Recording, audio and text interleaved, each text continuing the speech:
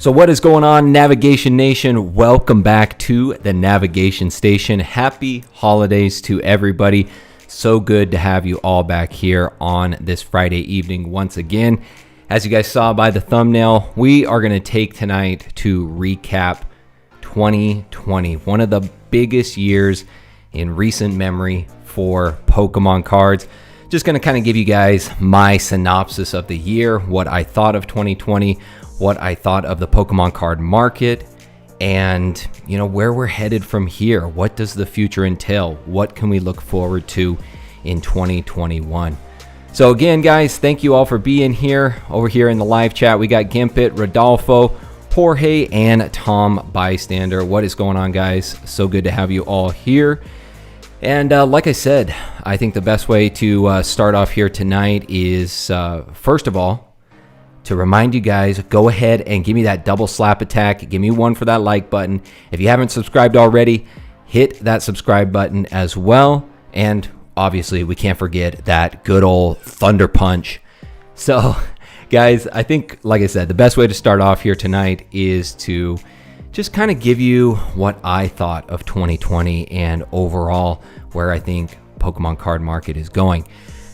There's a lot of things that surprised me this year, first and foremost. A lot of things that surprised me. The prices, I never really would have thought would have gotten to this point.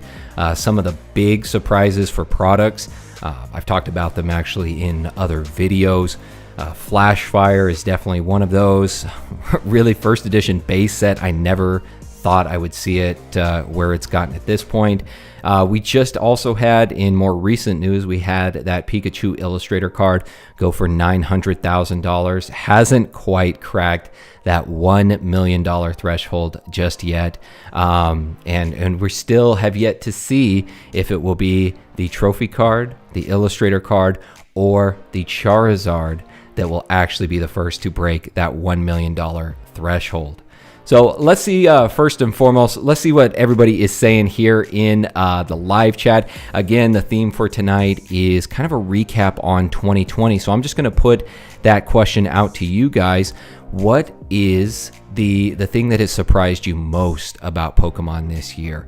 Whether it be products, prices, any and everything. What has surprised you guys the most?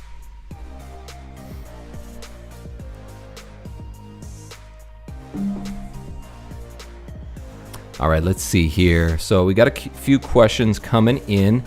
Jorge says, hello, PokéNav, great content. What are your thoughts on black and white legendary treasures? Hey, man, I have talked pretty extensively about black and white. That is one of the series that I want to open. I want to do all sets here on the channel and do box breaks. It's also the series that I'm really focusing on in 2021 in investing in collecting. I really feel like it is in that Goldilocks zone, in that sweet spot of Pokemon card series. It's not too expensive at this point, and it's not so modern that it is in risk, or it risks being reprinted. So I think all of the black and white sets are really great. Legendary Treasures, I think, would fall kind of in that upper echelon of that series. I would put probably Plasma Storm up there at the top. I talked about it in a previous video, especially the Charizard and the Blastoise, the two secret rare cards from that set, I think are super undervalued at this point, and I think are probably going to skyrocket in years to come. And same thing with Legendary Treasures. I think that it's right up there. It's not too expensive at this point. Still, I think within a relatively accessible realm for most people. So I think that, yeah, it's definitely something that we should all be looking at. And like I said, I'm going to have it on here. I can guarantee you that. We're going to be doing box breaks for that. And so if you guys are interested in getting in on that, just keep an eye on the channel, and I'll be announcing that in the first quarter of next year.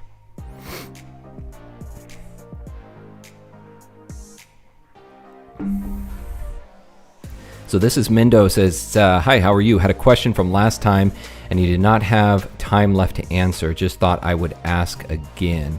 Yeah, Mindo, let me go ahead and know what you're... Okay, here it is. Have a question about all the theme decks. Most people don't even know you can still pull original cards in those. What do you think of those theme decks overall? I've made an entire video, one of the Undervalued series, talking about the old Wizards of the Coast theme decks. I think they're a fantastic investment. As you said, you can pull a lot of the original cards in there. Yes, you know, the holos that you get in that set aren't nearly as valuable as others from the Wizards of the Coast era because they were obviously mass produced and you could pull it in every single theme deck. But nonetheless, guys, those are still at a low enough price point right now that even if you bought it and opened them up and graded the cards on the inside, you can make your money back for the most part twofold. So I think that theme decks are a great investment from the vintage perspective.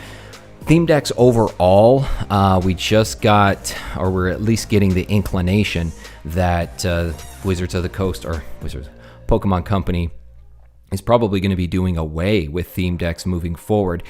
And that really comes as no surprise to me. The theme decks really have not seen the same level of popularity over the last few years. And I think Pokemon is probably going to focus much more on bringing a different type of product to market, something that people would enjoy even more so. And we actually talked about this in today's episode of the Pokemon Purveyors. And speaking of that, there's my boy Jules rolling in, the fellow purveyor. Jules, how we doing, buddy?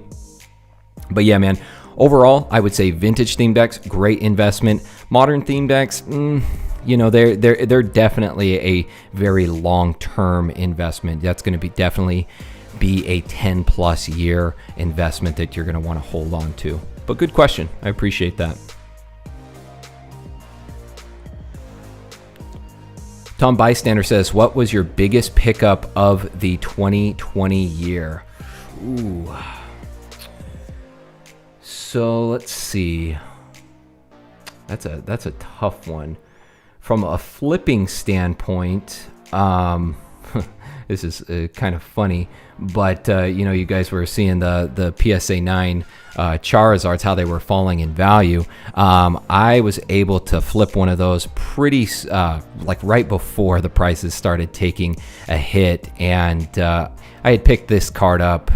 This was probably late last year, and long story short, made a profit on that of I think it was about a $2,500 profit on a PSA 9 Charizard. And like I said, timed it just right before the market started to fall. And so I would say, as far as a pickup, that one I picked up in 2019, but it was probably my best flip of this year for the most part. Biggest pickup as far as value is concerned is probably, I didn't do a whole lot with vintage this year. That's really going to be the big focus of next year, especially with the website and everything like that. Well, I have to admit, I picked up a few cases of evolutions earlier this year, with the foreknowledge that I thought it was going to pop off sometime soon. And sure enough, it did. I think I picked up 3 or 4 cases of evolutions at the beginning of this year. Like I said, I think when I was buying the cases, I was getting them for about $90 a pop. And now look, they're almost 500. So we will see where that particular market goes. But I imagine that 2021, there's definitely going to be a lot more investing from my standpoint into other vintage product, especially kind of that mid-tier Diamond and Pearl and Black and White era especially. So I'm sure 2021 is going to bring in a lot more in vintage products this year. For the most part, just so you guys know, I focused a lot this year on in the Pokemon realm in building this channel, providing information, providing knowledge, kind of doing a little bit on the side. But for this year, it was kind of my other businesses that I was focusing on and getting those really up to speed. And unfortunately, this year, Pokemon kind of took a little bit of a backseat. I did not pick necessarily a great year to take a backseat on it, but anytime's a good time to invest. So that's the perspective that I've always taken, and my other investments outside of Pokemon have done really well. So it's definitely not a loss. But good question, man. Thank you for that.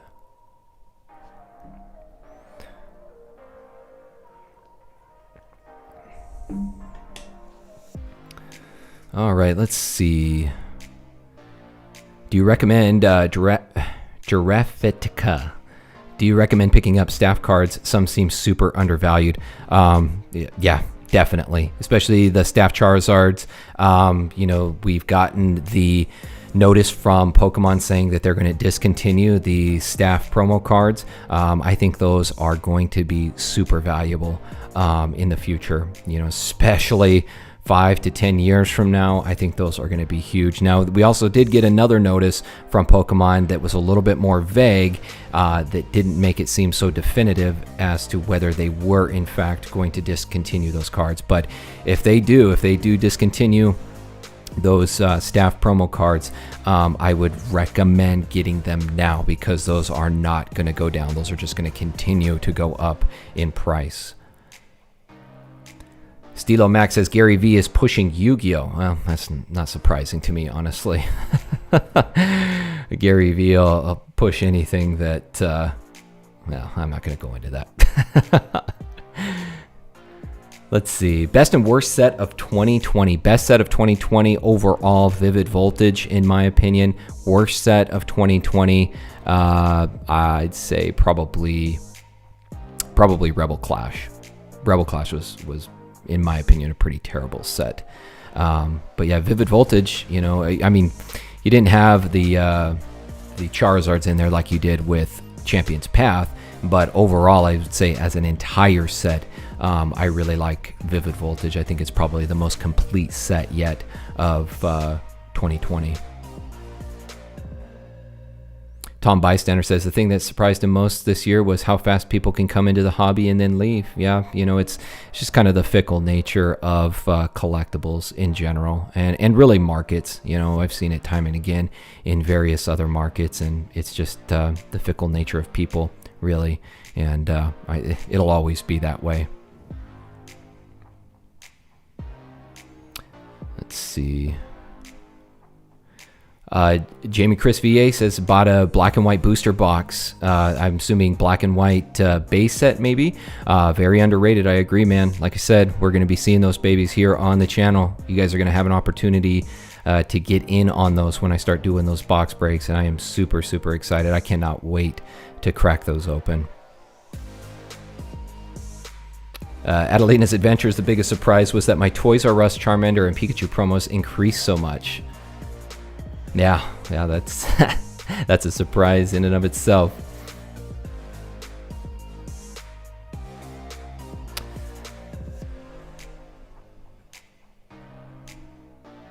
All right, let's get to some more questions here. I'm going to come down to the bottom.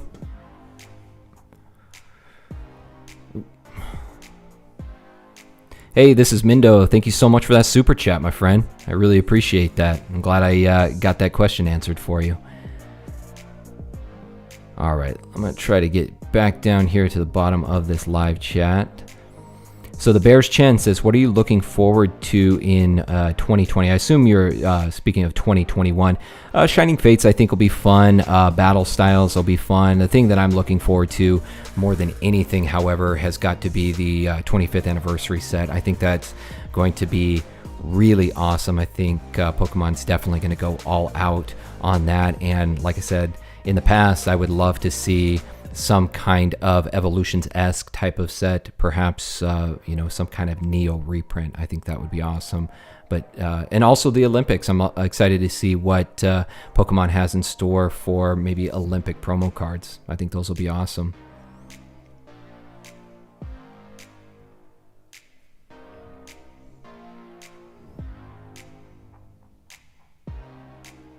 Bo AZ says, finally managed to catch a stream. Good to have you here, man. Got an entire 2016 PokeCune set for $15, all booster fresh. Wow. Would you say it's worth sending some of the big ones to PSA? Definitely. Yeah, definitely get those sent in to PSA. I always recommend going through Graded Gem. Their next deadline, I assume, will probably be, I haven't looked on the website, but I assume it will be mid-January will probably be their next deadline. Michael Harris says Rebel Clash was much better than Sword and Shield base. Neither is that good though. Yeah, I could definitely see that. I actually I liked Sword and Shield base because of the gold Zacian and Zamazenta cards in there. I think those definitely have potential over the long term.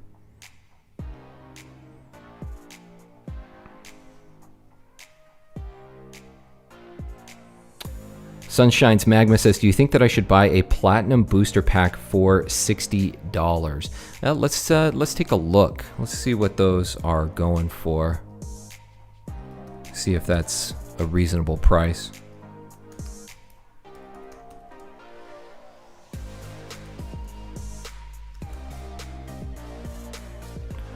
Let's see here.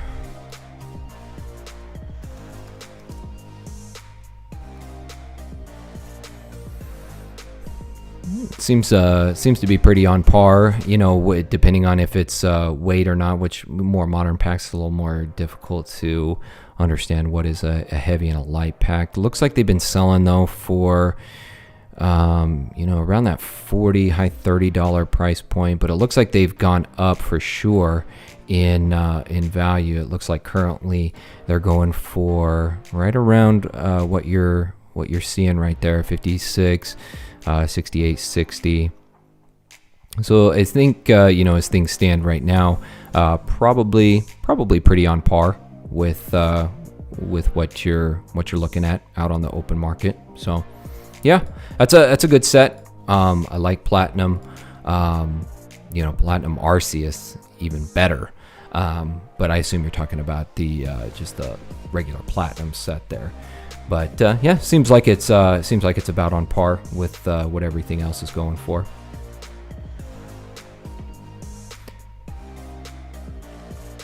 Yeah, a lot of people saying they want that Neo reprint. Yeah, me too, guys. Me too. I would love to see that Neo reprint.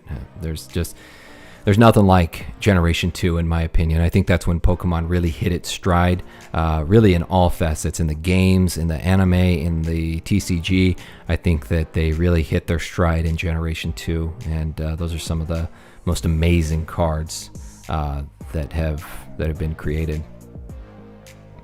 What are your thoughts on level X cards? They seem very cheap and have a high potential. You know, much in the same manner of different card mechanics that we've been talking about. These level X cards, same thing here. I think that they are definitely undervalued. I think that whenever you have something like that, those different card mechanics that give it a unique collectible aspect, those are the type of things that 10, 20 years down the line that collectors and investors are really looking at. And I think in the same manner here, when looking at level X cards, it's just that unique characteristic that I think separate it from other Pokemon cards that are out there. Rodolfo Paulo says, Nav, as soon as you and TCA Gaming came out with the Southern Island videos, all the binders that were 2200 or under sold. Yeah, you know, I wouldn't be surprised about that. There's really not many out there to begin with. In fact, you know, when you're looking on eBay, as at the time that I was making that video, there was only about 2 or 3 that were actually available that were sealed. There were some that were open. There were some that were selling the individual cards, obviously, but sealed binders are hard to come by. So that does not surprise me.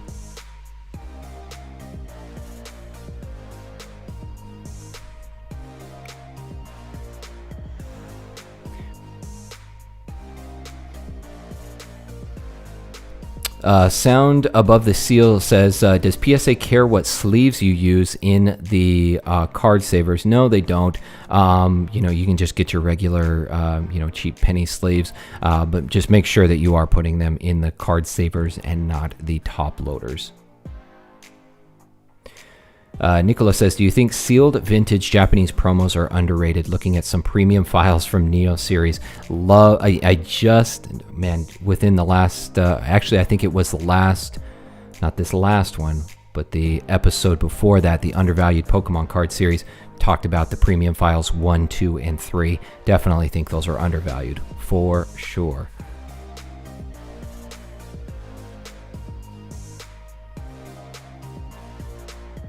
Hank the Tank says, do you think $230 is a good investment for a Terry Kian secret rare PSA 10 boundaries crossed? And what do you think about the other shinies from Black and White value-wise? That seems about right.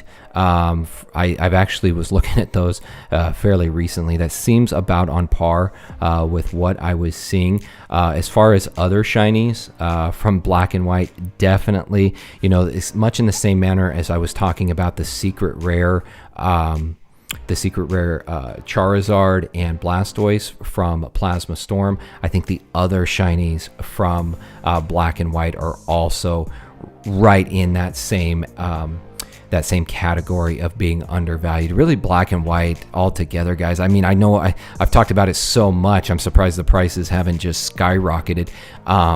But I think so many people are focusing so heavily on WotC or so heavily on Modern, they're just overlooking Black and White. And I just, for the life of me, I can't understand it. But yeah, I would agree with you there. Definitely think that they do have long-term value.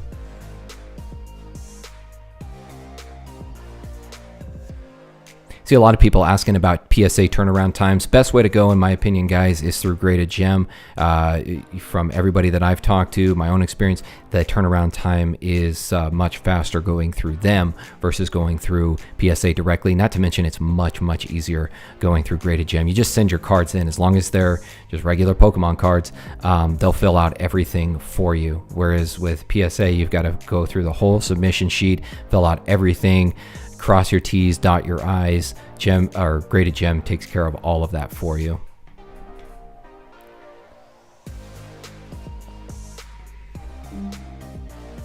Adelina's Adventure says, I'm trying to build a master set of some old cards, but they are in rough shape.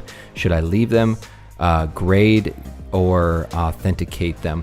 You know, if you're looking at like the commons and uncommons of like old vintage eras, you know, you can if they're in like real rough shape, you can get, you know, better cards out on the open market, individual cards for a really good price still. So if you're trying to get them more, you know, maybe in a you know, gem mint status, you know, PSA 9, PSA 10 condition, then I would say just try to buy them out on the open market because they're still pretty cheap.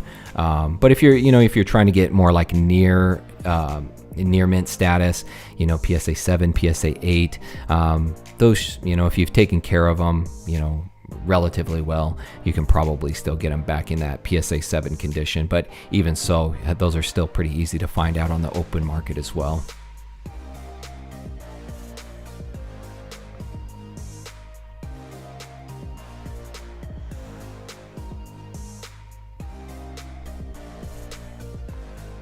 Yeah, it looks like we've got, so Jules is right, guys. We got 90 people in this live chat, but we only got 24 likes.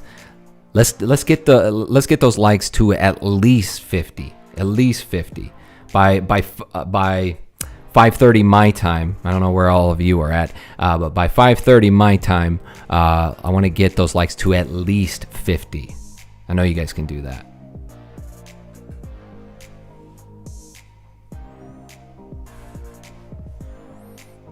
This is Mindo asking again, one last question. What do you think about the Japanese Neofile folders? I bought 36 of them for around $30 to $50 each a while back.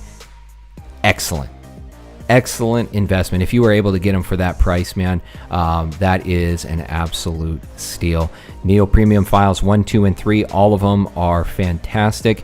I believe it's the Premium File number 2. That one is my favorite personally. I think that it's got, from a sealed collector perspective, I think it's the most aesthetically pleasing one. And it's got some of the some really fantastic cards in there as well in that premium file number 2. That one would be, in my opinion, probably the most valuable. Dindu Borgir says, when do you think Pokemon cards will get cheap again? Never. It just really depends on what you're talking about. You know, if you're looking at Wizards of the Coast era, I mean, they have come down. I mean, it's relatively speaking, right? We were just talking about the PSA 9 Charizard went from $5,000 to $2,500, so it dropped by half. So, you know, you kind of have to look at it like, okay, maybe now is a good time to get in. But again, that's why I try to do the undervalued series as well, because there are a lot of affordable products out there that many people are overlooking. So right now, you just kind of have to dig a little bit deeper and find those particular products.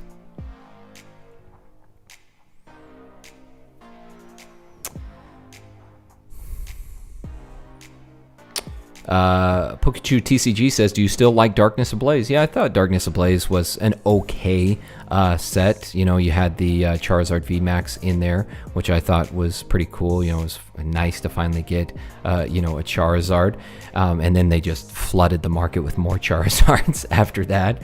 But yeah, Darkness Ablaze I think was a pretty fun set. I haven't opened Darkness Ablaze in months. You know, they're still on the shelves. There's a lot still on the shelves, and just kind of lost interest in it. But I think overall, probably still a pretty decent set. Aaron Ozdemir says, hey Nav, what do you think of Detective Pikachu? Detective Pikachu is kind of tough, man. That one was really mass produced for the movie. I don't know how much long-term value that particular set is going to have, to be honest with you. There might be a few cards in there that are worth holding on to, but I don't know. It's really hard to say at this point. I just don't know if it's really going to be something that is going to have you know, a nice valuation 5-10 years from now. It's just hard to say. Luis Rodriguez says, should I invest in some XY sets besides evolutions? Yeah, for sure. You know, Flashfire, if you can. Flashfire for sure. Ancient Origins is also, I think, still an undervalued set. I think Ancient Origins would be an excellent investment. You know, obviously, you guys know Evolutions. You know, X and Y base probably wouldn't be a bad one either. It's starting to get a little bit older. Off the top of my head, I can't remember the big chase cards in there, but just, you know, mainly from a time standpoint, it is starting to get pretty old. So that might be something to go ahead and snag onto now while the getting's good. And Primal Clash is probably another good one as well. And then, you know, I mean, Generations technically is XY era. I think Generations also is an excellent investment to pick up.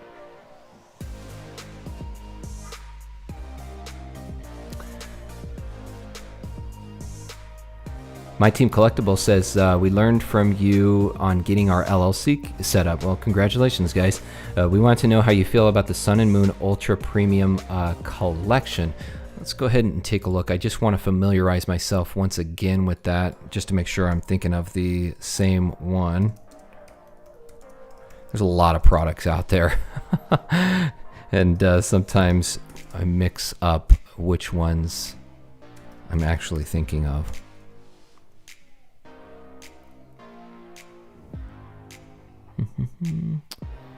Talking about Sun and Moon, or are we talking about Shining Legends? Let me see.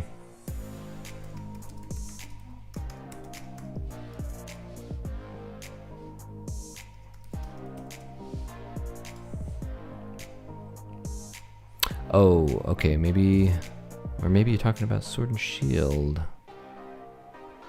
I don't know about a Sun and Moon Ultra Premium collection. I'm not seeing anything out there. I don't know if you're thinking of like these ones that I've got right here, the Shining Legends Super Premium collection. But yeah, just let me know. Let me know if if that's what you're actually talking about. But I'm glad to hear that you guys got your LLC set up. That's awesome.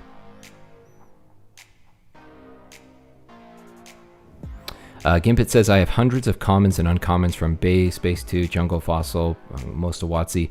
Should I sell them all together, piece them out, or hold on to them? What I would say, go through, the starters are always good choices. The Squirtles, Charmanders, and Bulbasaurs, and then their next evolutions. Those are all always good ones, I think, to go ahead and get graded. Beyond that, Pikachu, Jigglypuff, like Base said. And really it just kind of boils down to, you want to look at, okay, these are the conditions that I think these cards are in. This is the grade that I think they would come back in. And so you just do a simple calculation of going, okay, this is how much it would cost, shipping, grading, everything like that. Take that into account, and then also take into account, how much you can actually sell it for. If there's a decent profit margin there, it's worth having graded and sending those out. Outside of that, if there's some that are in rough shape, I would say just bulking those together and then selling it as one set, just as one price for all of those cards together. But you definitely want to parse out the more valuable cards in there, and like I said, those are typically your starters, your more popular Pokemon that are in a common or uncommon form. But it really just boils down to a simple calculation of, what is the profit margin actually going to be, considering what condition you think those cards are and what they'll come back in. What must I do with my Kanazawa box? Keep it sealed or open? At this point, I would go ahead and keep that sealed. Those are really cool products, and one that I think is going to have good long-term value. For right now, I would go ahead and keep those sealed. I haven't really seen a whole lot of increase in value, so I would go ahead and keep those sealed for probably at least 5 years. Maybe 3 years, but probably more along that 5-year time horizon. I think they will definitely increase in value to a point that you'll be comfortable in selling. Well, good job, guys. We hit 50 likes. It's 5:32 my time. I appreciate that.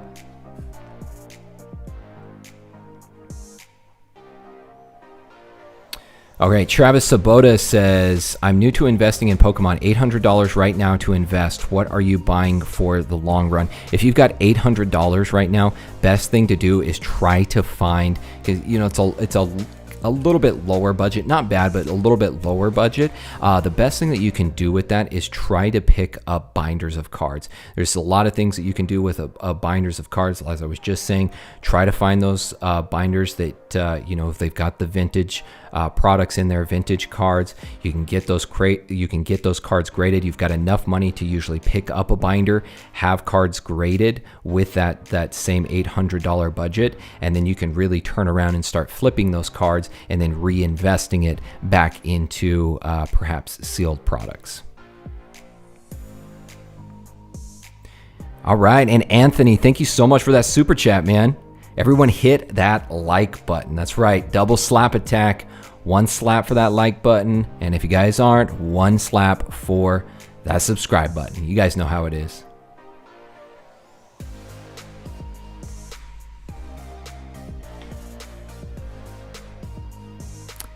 All right, Manuel Hernandez Versus series is so undervalued, and I apologize, guys. The last live stream, somebody had mentioned the Versus series, which is a Japanese series, which is kind of like a subset of the old Gym Heroes and Gym Challenge. For some reason, I had in my head, I had Shiny Star V. I don't know why. I was thinking Shiny Star V, but and that's why I was saying modern set. But yes, the Versus, that is another product that I want to open here on the channel. I want to open those booster boxes. Those are awesome cards. And if you guys don't know, the Versus series, basically there was a set for like every single gym leader in the Johto region and all of the Elite Four members of that region as well. So it is an amazing set. Again, Japanese exclusive products.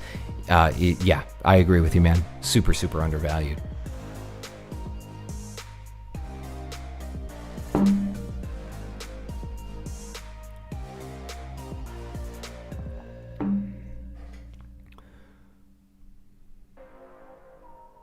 right, let's see. Money Team says, question, base set box price. I think it actually has gone down. I think the last one, I think it was around 23,000 if I'm not mistaken. Let's go ahead and take a look. Let's see where base set is at.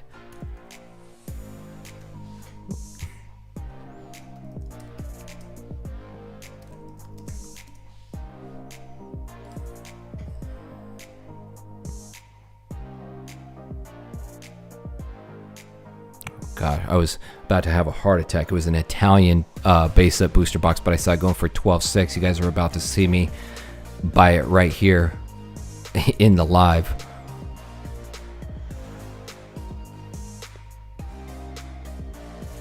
Let's see. Yep, that's what I thought. Pokemon base set factory sealed booster box right here. Unlimited. Blue Wing Charizard, $23,100, which is actually dropped, to be honest with you. Not too long ago, I've talked about it. They were going for around 30,000. Now that's not to say this is entirely indicative of the market, but that is about a $7,000 to $10,000 drop from what I had seen from before. So there you go.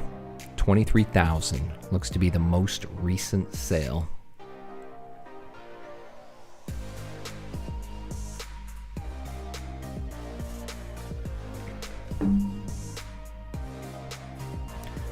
Charles Manson says $1,500 to invest. What booster box? For $1,500 at this point, I hate when you guys put me right on the spot in these, because my mind starts turning and I start thinking of a million different ways to spend $1,500 and how I would go about that. So there's one of two things. You can invest in one booster box, or you could invest in several.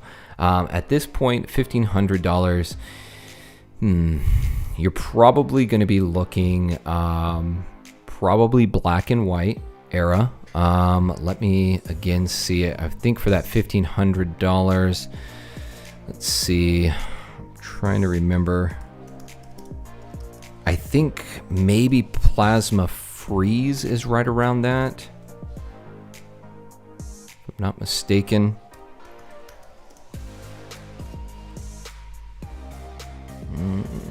Nope.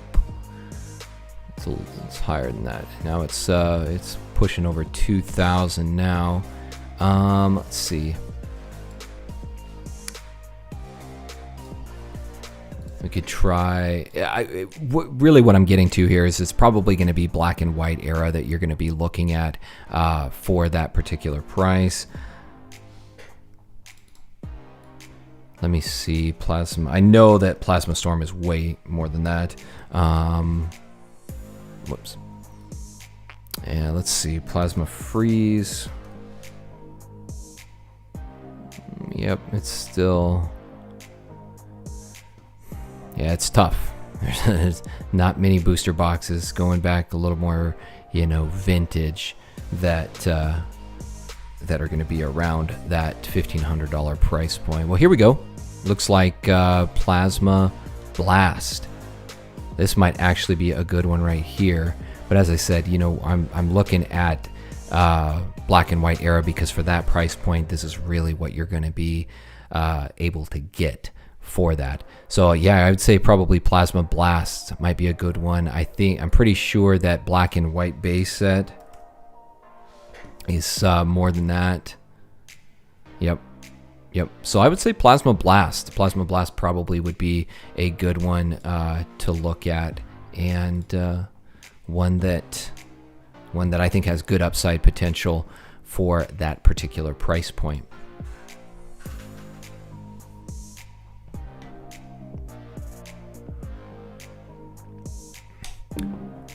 All right, Anthony, we'll see you later, my friend. It's taken off.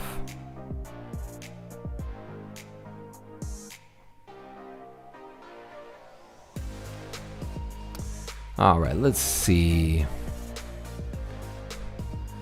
So we got about 20 minutes left here in the live stream, guys. I'm going to have to cut it off at 6 precisely. I got a few other things going on this evening, a few other business calls that I've got to make. So we're going to be cutting it off right at 6 my time. So I'm going to try to get through as many questions as I can in this 20 minutes. He says, what about 2,500? Well, for 2,500, again, you're still going to be looking at about, black and white. I think Flash Fire might be around that. That would be another good one.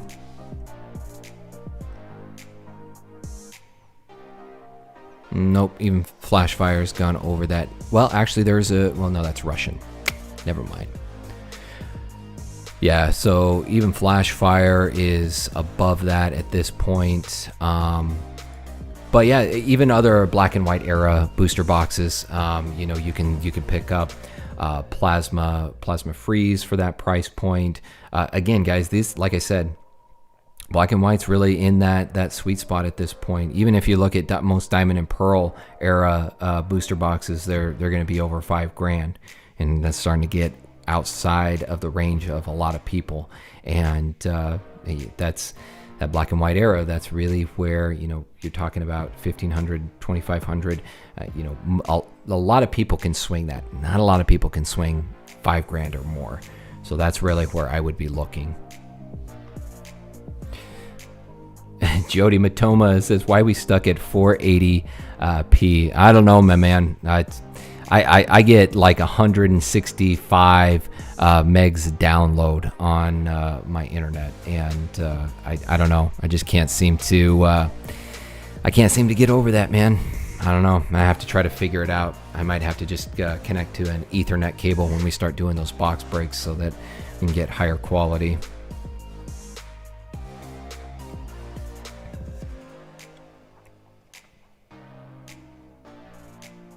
John Rico, hey my man, I really appreciate that. Yo, PokéNav, love your content, man. Stuck at work doing a 13-hour shift. Wow, that's rough, my man. I've worked those 12-hour shifts before, so I've been there. I've done that. I feel your pain. Let's see what you got. It says, what's your favorite Pokemon card artwork? Wow, man, that is a tough one. I'm thinking back.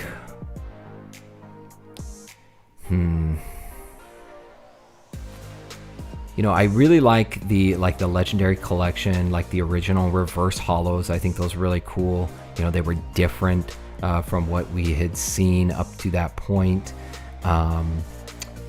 Beyond that, just moving into, I like the e-reader artworks. I think those are pretty cool.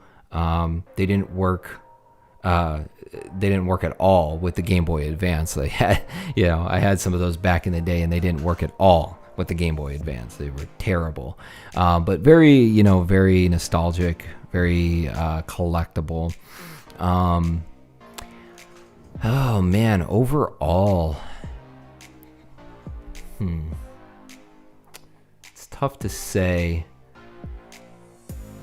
I do like some of the like primal cards, or even the Delta Species artworks as well, where you had, the Pokemon, like if it was a water Pokemon, then it was then turned into like a rock Pokemon. It's like whatever their weakness was, it would, would have that particular energy as it's on its card. So I think Delta Species is really cool. Another one that is really unique is the Legend cards from Heart Gold and Soul Silver. I think those are awesome, amazing cards. Lugia, Ho-Oh, those are really, really unique.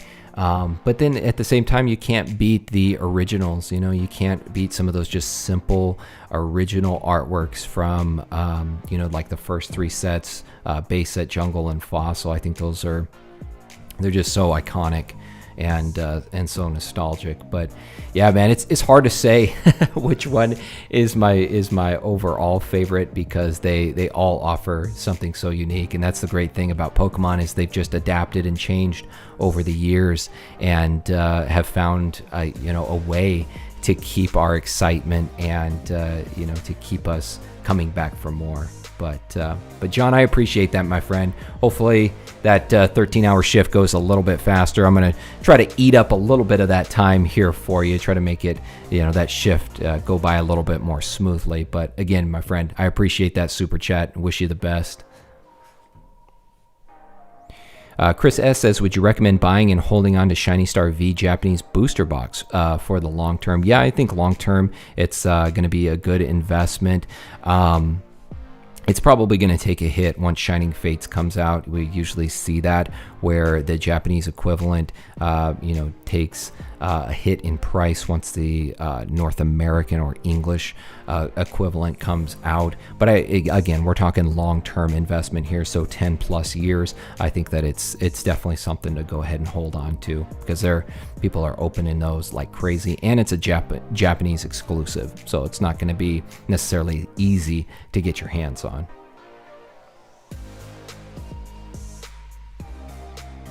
Jordan says, hey, do you think it would be worth trying to get all of the Evolutions Hollows in a PSA 10, because they're so hard to get graded in a 10? Yeah, it's definitely, if you can do that, that would be fantastic. To get a master set of that, I think that would be super valuable. And I'm sure collectors and investors would pay big money to get a full master set of an Evolutions PSA 10s. So yeah, if you can do it, man, more power to you. I think you'd have definitely a fantastic investment on your hand. DN says, hi, I'm new to collecting and investing. I have bought Vivid Voltage booster boxes to open and store away, but have also been buying Japanese cards, promos, etc. Shall I buy first edition cards instead? Well, first edition cards are always going to carry a premium versus unlimited cards. And, you're going to have to go all the way back to Wizards of the Coast era to get those first edition type of cards. But, they will always carry a premium. So if you're able to get your hands on them, you are going to have a more valuable investment for your portfolio.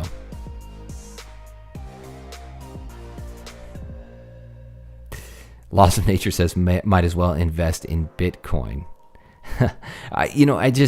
For myself personally, I've just never gotten into it. I never felt like that I was comfortable enough investing in Bitcoin. And maybe that's just because I'm an old school finance guy and didn't trust it, but I just never went down that path.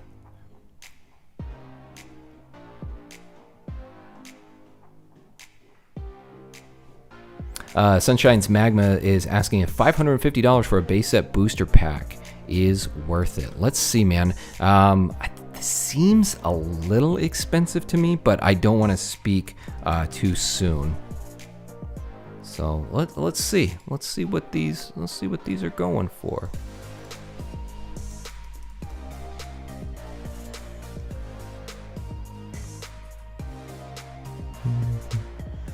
And I believe you said it was unlimited. Yeah, it seems...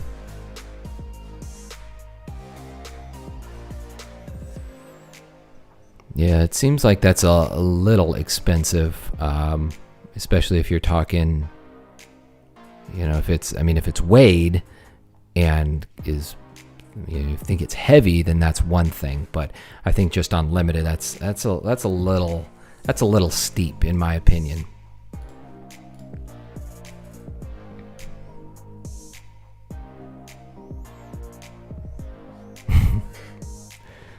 Somebody says, I'm trying to pull a Graham Stephan. Yeah, hopefully I brought out my finest Christmas sweater for you guys for tonight.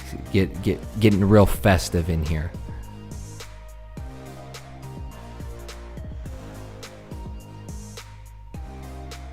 A lot of people saying investing should be secondary to collecting.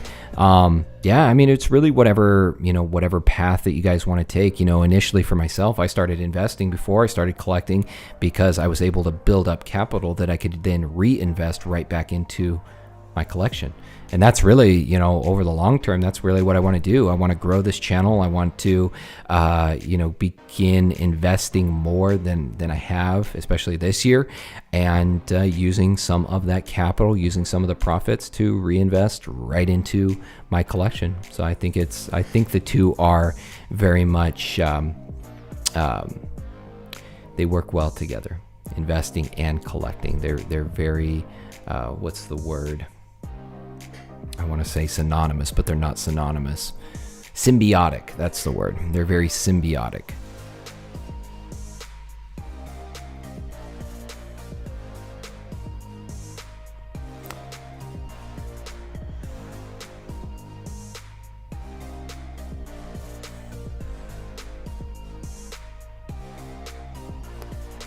Jordan says, I got an Evolutions booster box for $200 a week before the boom, and do you think I should open it and grade them or keep it sealed? You know, at this point, I think, you know, if you got it for $200, you know, once you know, if you sold it, you know, the average price right now is about $450.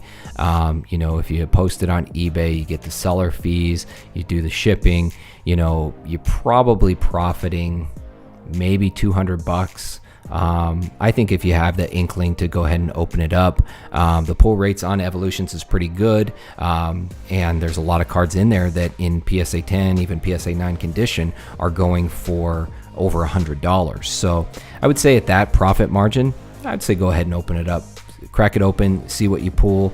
Chances are you'll probably get some cards in there that could, you know, at the very least, make up that $200 for you, and you have a lot more fun opening it up, of course.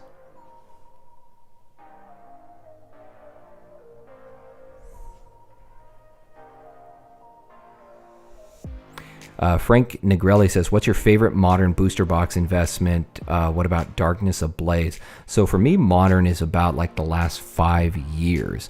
So obviously you guys know Evolutions. I think Ancient Origins is a great one. If we're talking just about 2020, I think the most complete set of this year, as I said, is Vivid Voltage. Darkness Ablaze is nice. It's got that one Charizard in there. If we go back to 2019, you know, long-term investment, team up, Unbroken Bonds. I'd say Unbroken Bonds is probably better than team up. If we go back to 2018, I think 2000, was that Burning Shadows? It's 2018, might have even been 2017. That's another really good investment, in my opinion. The Charizard in there was super hyped and is still pulling a good value.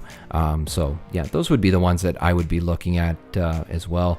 Generations, that's another great one, you know, from the last 5 years that you could certainly look at as well.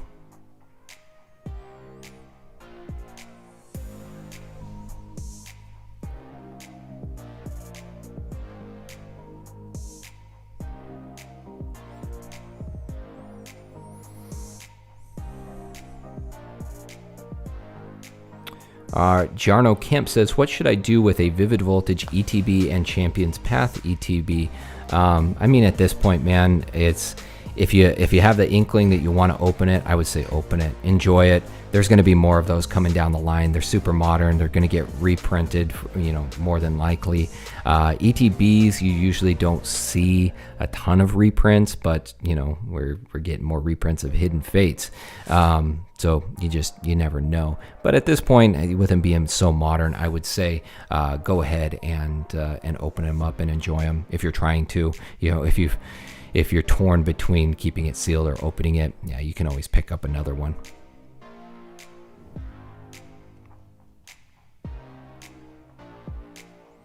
Yeah, Vadim D, we were just talking about staff cards earlier. I think as long as they remain discontinued, I think those are going to be a very, very valuable card going into the future. Even over the next 5 years, I could see those going up very significantly because people are they're gonna want what they don't have anymore. And I mean, you've already seen those staff cards going for, you know, $3,000 to $4,000 out on the open market, and as long as they stay discontinued, I think that those will be very, very valuable. Alpha Child says, hey, PokéNav, love your content. Did you attend college? If so, what did you study? Yep, went to college, graduated from the University of Nebraska at Kearney. And that's in central Nebraska. You may be asking yourself, what brought you to central Nebraska? Well, I actually got a football and track and field scholarship. That's what took me from my nice, warm Arizona climate to the frigid plains of Nebraska. But I studied business administration and finance. So I got my major in business administration and a minor in finance. So, use that, as I said, did a lot of advising, got into the investment management world when I initially graduated, and then eventually, I always had that kind of entrepreneurial spirit, wanted to get out and start doing things for my own, and so that's kind of where I stand now. All right, guys, we got about 5 more minutes here. We got 138 people here in this live. So guys, go ahead and do me a favor. Let's get this over 100 likes. Just real quick, go ahead and hit that like button for me. You guys know I want that double slap attack, baby. One for that like button. And if you guys, any of you in here aren't subscribed to the channel, then please do me a favor. Go ahead and subscribe, especially if you guys like to come back and you guys come back each and every week for my videos. It really helps me, helps the channel to grow and to expand if you guys, subscribe. And it's just a little click of the button. I've got a pretty audacious goal as well. I want to try to hit 10,000 subscribers by the end of January. So I know that's maybe a little bit audacious, but I know that we can do it. And I think with the stuff that I've got coming down the pipeline for you guys, I think that we're going to definitely grow this community even more once we get into the new year. But yeah, guys, just do me that favor. Let's get this live chat. Let's get this live Q&A over 100 likes in the next few minutes, and I'm going to hammer through some more questions.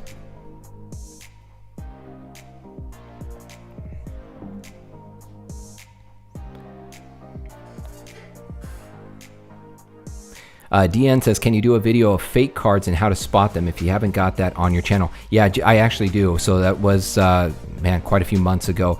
Just type in PokéNav, fake Pokemon cards, and you'll find it on the channel. I did a pretty in-depth analysis over, how to spot fake, not just individual cards, but sealed product as well. And obviously it's not 100% foolproof, but I think it'll definitely give you a great place to start if you're interested in that, which you should be.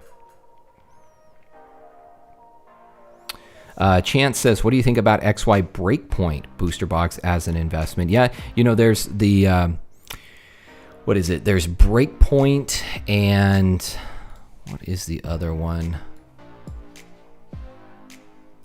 Maybe it was just Breakpoint. I thought there was... Yeah, or it's Breakthrough. Yeah, that was the other one. I thought so. It's Breakpoint and Breakthrough.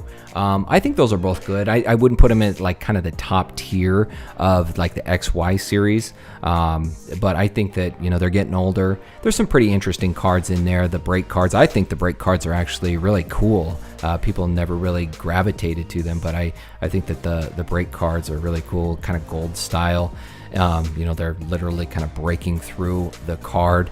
And I think that over the long term, I think people look back on those pretty fondly, and they're still at a low price point right now, so it might be something to go ahead and scoop up.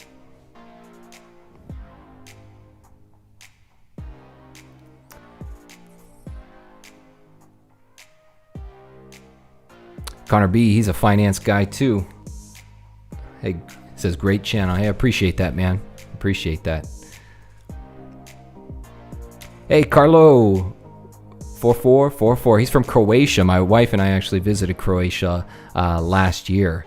We took part of our honeymoon there. We delayed our honeymoon for about a year, and we went through Germany, Austria, Slovenia and Croatia. So I'd be interested to know where you're at in Croatia.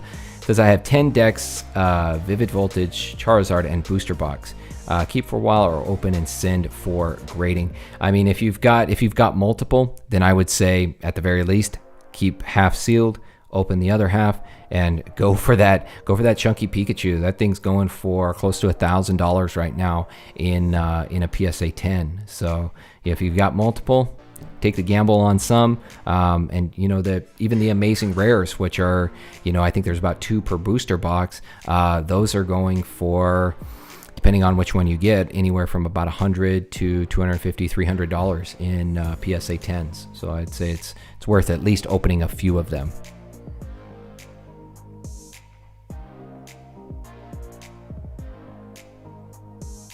All right, guys, we got 6 likes to go. Come on now. Let's get this thing to 100 likes before we shut her down. Troll Vision says Generations is about to blow up. Get it while it's still cheap. I think Generations is definitely undervalued right now, and I've been pounding on it for months now. I think one of my first videos was talking about Generations. Coral comic cards, good stuff or no? Definitely. And last undervalued series, I was talking about the Lily Mew card. I was at a local card shop and I was looking through their Beckett price guide from the year 2000, and that was like maybe 5th or 6th most valuable card at that time. And I think Coral cards in general are an excellent investment. Hey, Adelina's Adventures, I appreciate that, my friend. Happy holidays to you as well. You guys stay safe out there, and I'll see you in the new year. I'll see you on January 1st, my friend. All right, guys. So we have done it. We are now at 104 likes. One last question here. Vadim came in. What do you think of XY Steam Siege? I bought a few booster boxes when I got into the hobby. Now I realize that the bad cards there cost $11. Do you think, honestly, at this point, you probably just hold on to it. There's really not a whole lot in there that's valuable at this point, but who knows? I mean, over time, it could just have kind of that meme set connotation, and it may be valuable, maybe 10, 15, 20 years down the line. But then again, you could probably open some of those as well, have some fun with it, because guess what? You're not going to lose out. You'll still be able to pick up those booster boxes for cheap. Brandon Worrell says Japanese Shining Star V or wait till Shining Fates. Personally, I would wait until Shining Fates. Those cards will be more valuable individually. I mean, you see that time and again. English, North American versions always more valuable than the Japanese versions. So for me personally, I'm just kind of holding out for Shining Fates. You're going to get all the same cards in there, including that shiny Charizard VMAX, which, it's definitely going to trump the Japanese equivalent. So personally, I would just hold out for Shining Fates. All right, guys, I think that is going to do it for tonight. As I said, I got to cut off here at 6 tonight. Now next week we are not going to be having a live Q&A. Next Friday is obviously Christmas, so I'm going to be spending that with family, and so we won't be doing this next week. So we will be seeing you guys on January 1st, 2021. I cannot believe it, guys. It's really weird to say that every time that we are now in, or we will be in 2021. This year's going by so fast, but it's been so much fun. My first year as a content creator and getting to know all of you, it's been awesome. Of all the bad things that have happened in 2020, I am so thankful that I started this channel, that I've gotten to know so many of you, and be able to, kindle relationships, contacts, and all I can say is that 2021 is going to be even bigger. I've got a lot of fun plans in the works. I've filled you guys in on most of them, but I'm just super excited. By this time next year, I think that all of you that came on board early, you're going to be really happy with where the channel's at.